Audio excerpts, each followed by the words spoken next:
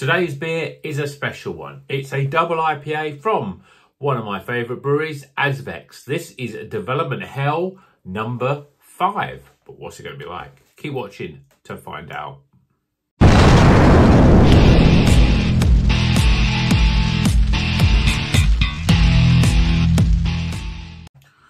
Welcome back to Rocker's Beer Review. Today we're going to Azvex and in collaboration with Time and Tide.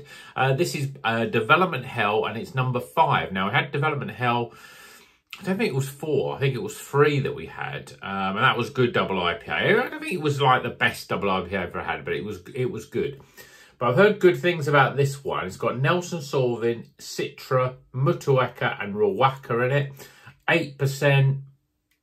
This sort of, I don't know, Independence Day like themed, space themed. They do a lot of space themed stuff, and I think their artwork is pretty good. But let's crack it open, get it in glass, and see if the beer is as good as the can artwork. Yeah, I see a review for this one from the guys at Beer Engineers, Nick at Beer Engineers, and he said this was pretty damn good. And I already had it in my fridge, so I thought, oh, that's good because I'm going to drink that this weekend. So, and here it is. Oh, yeah, the aromas there hitting there. So I'm giving it quite an aggressive pour. We've got a lovely yellow hazy beer, lots of carbonation sticking to the glass. Quite 2 and a bit fingers of very bubbly, loose bubbled head. You can see that around the side there. That probably won't stick around that long, but I'm glad that I've given it aggressive pour, so we might get a little bit of substantialness of head going through the beer. See what the aroma's like.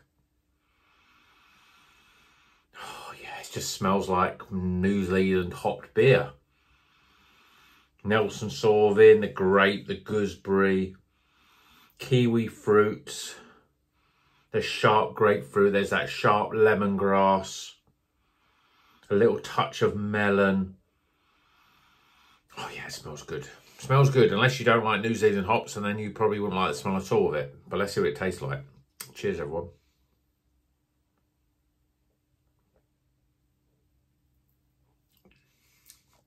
Wow.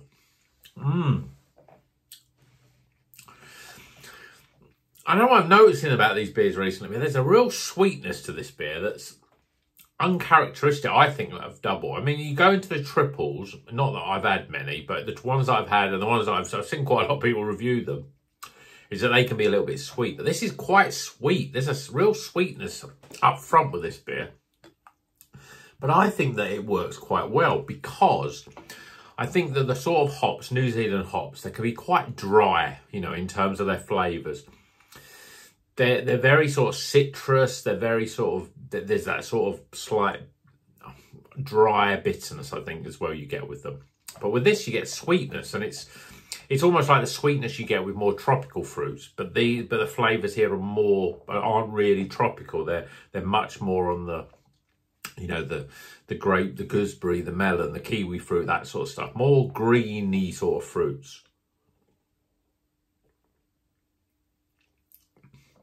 Lovely, smooth, velvety mouthfeel. It's quite light for a double IPA, but there's a softness and smoothness with the beer that just works really well. It's that sweetness though, it's a bit weird. It makes it quite moreish and easy to drink. It doesn't taste like double IPA. The alcohol is very well hidden, 8%. You can knock this back really easily. And that's exactly what I'm pretty much doing.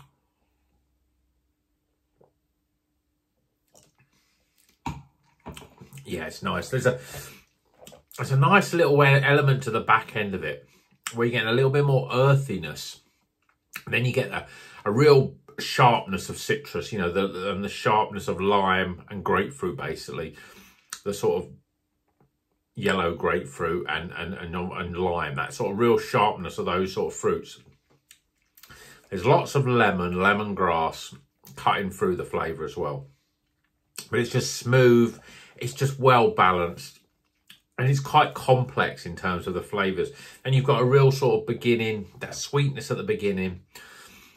Then you've got this sort of middle with all those fruits that I've described, sort of fighting for supremacy a little bit. And what's coming up on top? Well, I mean, the Nelson Sauvin in this beer is, it's obvious that it's there, but it's quite well balanced with the other hops. I think with something like Citra, really keeps those New Zealand hops in check a little bit. It complements them really well, but it doesn't let those overpower you. If you ever have a beer which is just New Zealand hops and nothing else, like nothing like the American stuff like Citra or Mosaic or anything like that, they can be a bit overly tart and a little bit over dominant. But if you add Citra into the mix, or even Mosaic is another one that I think if you add that into the mix with Nelson Sauvin, it just really complements them well. And this is, I mean, it's going down really easy. I thought, oh, I'll just have one beer tonight and I'll have a double IPA, but I'm going to have another one because this is going down like a pale ale. It's very easy to drink. It's almost refreshing. I could drink 3 or 4 of these and then probably fall asleep. But this is a very good beer. Development Hell 5. Double IPA, 8% with Azvex and Time and Tide. As I said, Nelson Sauvin, Citra, Motueka and Rawaka. We've seen those hops in so many beers. It's almost, I've almost got to go out of my way to try and find a beer that hasn't got New Zealand hops in these days. But let me know what you think of New Zealand hops. Don't get many comments about them, but do you like them? Do you get the same sort of flavours that I get from them? Let me know in the comments. But before then, let's get some scores.